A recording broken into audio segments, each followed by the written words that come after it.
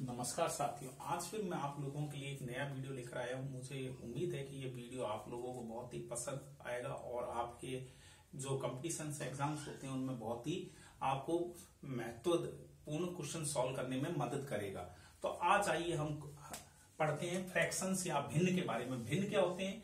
भिन्न साधारणतः दो प्रकार के होते हैं, एक साधारण भिन्न और एक होते हैं मिश्र भिन्न। साधारण भिन्न का मतलब होता है कोई भी संख्याएं जो दो दी हुई होती हैं, जैसे 2/3, 7/8, ये सब क्या है? साधारण भिन्न। और अगर मिश्र भिन्न में जैसे 3/3 सही 2/6, 4 सही 5/3, ये सब क्या है? मिश्र भिन्न कहलाती हैं। तो आज हम केवल साधारण भिन्न के बारे में पढ़ेंगे, जिसमें से हर कंपटीशन एग्जाम में एक क्वेश्चन जरूर आता है और यह एक क्वेश्चन कई प्रकार से एग्जाम्स में अलग अलग प्रकार से यह पूछा जाता है और सबको करने का तरीका एक ही है और बहुत ही आसान तरीका है, जिसे हमें नहीं ज्ञात होने के कारण हम ऐसे क्वेश्चनों को बहुत ज्यादा उबाऊ या बहुत ज्यादा समय लगने वाले क्वेश्चन समझकर या तो छोड़ देते हैं या हम उनके आंसर कंफ्यूज होकर के गलत आंसर दे देते हैं। तो उसी चीज को आज मैं आप लोगों को समझाना चाहता हूं कि ये क्वेश्चन बहुत ही इजी है। अगर आपको मेथड आता है तो आप बहुत ही आसानी से ये क्वेश्चन सॉल्व कर पाते हैं और समय भी आपका बहुत कम लगेगा। तो साथियों, आप लोगों से मेरा निवेदन है, अगर अभी तक आप लोगों ने मेरे वीडियो को लाइक, शेयर और सब्सक्राइब नहीं किया है तो प्लीज उसे लाइक, शेयर और सब्सक्राइब करना ना भूलें।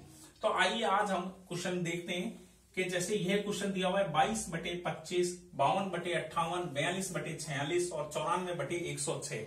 अब इसमें एग्जाम में पूछा जा सकता है कि सबसे छोटी संख्या कौन सी है इस क्वेश्चन में, या सबसे बड़ी संख्या कौन सी है, या इन्हें चारों संख्याओं को आरोही क्रम में करिए या फिर इन्हें अवरोही क्रम में करिए। तो ये ऐसे क्वेश्चन लगभग 4-5 प्रकार के ऐसे क्वेश्चन एक ही क्वेश्चन से बन सकते हैं और हमें अगर ट्रिक आती है तो हम इन्हें चारों पांचों प्रकार के जो भी क्वेश्चन बनेंगे उन्हें हम आसानी से सॉल्व कर पाएंगे।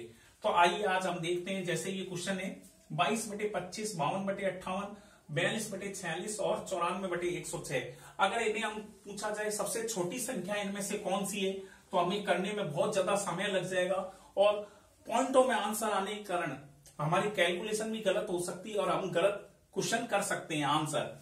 तो उसके लिए देखिए, अगर आप ट्रेडिशनल मेथड से करेंगे तो अगर 22/25 दिया हुआ हो तो हम इसे सॉल्व करने के लिए पहले क्या करेंगे, 22/25 है तो इसमें भाग देंगे, तो भाग देने के लिए इसमें 0 लगाएंगे, पॉइंट लगाएंगे और बहुत ही ज्यादा समय भी खर्च हो जाएगा और कैलकुलेशन में गलती होने के कारण हमारा क्वेश्चन जो आते जाते भी हमें गलत हो सकता है और दूसरा हमारे समय भी बहुत ज्यादा ऐसे क्वेश्चनों में बर्बाद हो जाता है। तो जिसके कारण हम दूसरे क्वेश्चन जो इजी क्वेश्चन है या जो और ज्यादा समय लेने वाले उनको हम अटेंड नहीं कर पाते। तो देखिए, हमें इसमें ध्यान रखना है, दो चीजें होती है भिन्न में, एक होता है अंश और एक होता है हर। तो अंश को ऊपर वाली जो संख्या होती है उसे अंश बोला जाता है और जो नीचे वाली संख्या होती है उसे हर बोला जाता है, यानी न्यूमरेटर और डिनोमिनेटर। तो ऐसे क्वेश्चनों को करने के लिए इसमें एक चीज का ध्यान रखना कि हमेशा अंश है जो कि हर से छोटा होना चाहिए। उसके लिए हम ये मेथड लगा सकते हैं। तो उसके लिए सबसे पहले क्या करेंगे, हम भिन्न को देखेंगे, इसमें और इसमें कितने का अंतर है। 25 में से अगर 22 आते हैं तो 3 का अंतर आता है। 52 और 58 में कितने का अंतर है, 6 का, यानी 58 में से 52 जाते हैं तो कितने बचते हैं, 6। 46 में से 42 घटाते तो कितना आता है, 4। और 106 में से 94 माइनस करते हैं तो कितना आता है, 12। अब इन सब का हमें एलसीएम लेना है। एलसीएम मतलब लघुत्तम समापरिवर्त्य, ठीक है, लोवेस्ट कॉमन मल्टीप्लायर। तो अब ऐसी संख्या में इन 3, 6, 4 और 12 में से हमें देखनी है जो ये चारों संख्याएं किसी एक सबसे छोटी संख्या से भाज्य हो। तो देखिए, इनका एलसीएम लिया तो हमारा कितना आता है, 12। हमारा एलसीएम आ गया 12। 3, 6, 4 और 12 का लेने पर इस 12 को अब हमें क्या करना है कि सबसे पहले इस 12 में 3 का भाग देना है। तो वो कितनी बार जाता है, 4 बार। तो 4 को हम 22 से मल्टीप्लाई करेंगे तो कितना आ जाएगा, 22 × 4 88। दूसरा है 6 को जब 12 में 6 का भाग देते हैं तो कितना आता है, 2। तो 52 × 2 कितना होता है, 104। तीसरी है 4 का जब 12 में भाग देते हैं तो कितनी बार जाता है, 3 बार। तो 3 × 42 तो कितना होता है, 126। और 12 का जब 12 में भाग देते हैं तो केवल एक बार जाता है, तो 94 इंटू 1 कितना होता है 94। अब हमें ये 4 संख्याएं प्राप्त हो गई।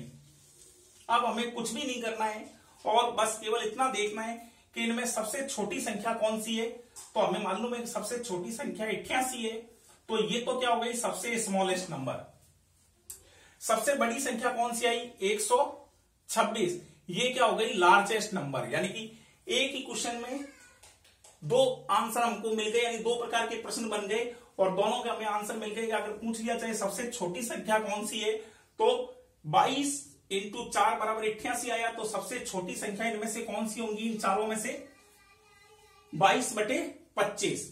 और अगर सबसे बड़ी संख्या पूछ लेता है वो कि इनमें चारों संख्याओं में से सबसे बड़ी संख्या कौन सी है, तो वो कौन सी हो गई 126 वाली, यानी कि 42/46 है, जो कि सबसे बड़ा नंबर होगा। अगर इसको हम डिवाइड करेंगे, जैसे उसमें डिवाइड करने में तो बहुत टाइम लग जाएगा, 23, 21, फिर इसको आगे करेंगे पॉइंटों में आएगा। लेकिन अगर हम इन संख्याओं को देखकर इसका एलसीएम लेकर के और आपस में गुणा करके देखेंगे तो हमें जो प्राप्त होंगी संख्या, उनमें से बस हमें इतना ही देखना है सबसे छोटी कौन सी है, सबसे बड़ी कौन सी है, तो उसके द्वारा हम इन्हें चाहे आरोही क्रम हो या अवरोही क्रम हो, उन दोनों में हम उन्हें आराम से आसानी से लगा सकते हैं। सबसे छोटी संख्या सबसे बड़ी संख्या आसानी से हम ज्ञात कर सकते हैं। तो मुझे उम्मीद है कि आप लोगों को ये वीडियो पसंद आया होगा।